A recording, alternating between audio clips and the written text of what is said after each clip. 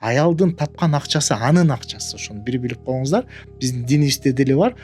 Ал сага берсе садака жазылат, ал сага берсе ихсан болот, бирок ал өзүнүн акчасы менен тапкан акчасын ана сама имеет право как распоряжаться.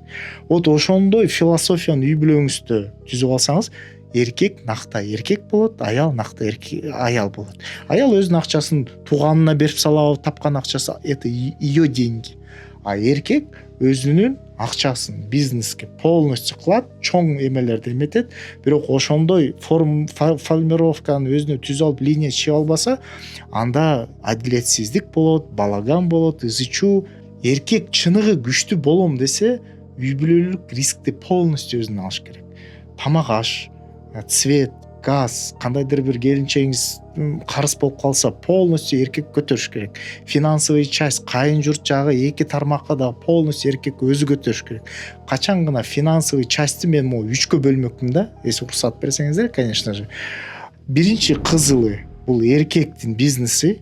Эркек аякта чечет, кайсы кимди иштетет, кайсы адамдарды алат, кайсы адамдар менен партнер кылат жана кайсы адамдар менен будущем иштетет. Ал красный зонага аял киргишпейт. Бирок аял киргишет зеленый зонага. Зеленый зонада эмне? Зеленый зонада бул полностью балдарга кийим-кечек, тамак аш, кандайдыр катташтарга, акчаларга требовать этсе, эркек киши раппай деп ошол нерсени кылып бериш керек. Кыла албаса, значит всё. Бул жагына киргише берет аял киши кызыл зонасына.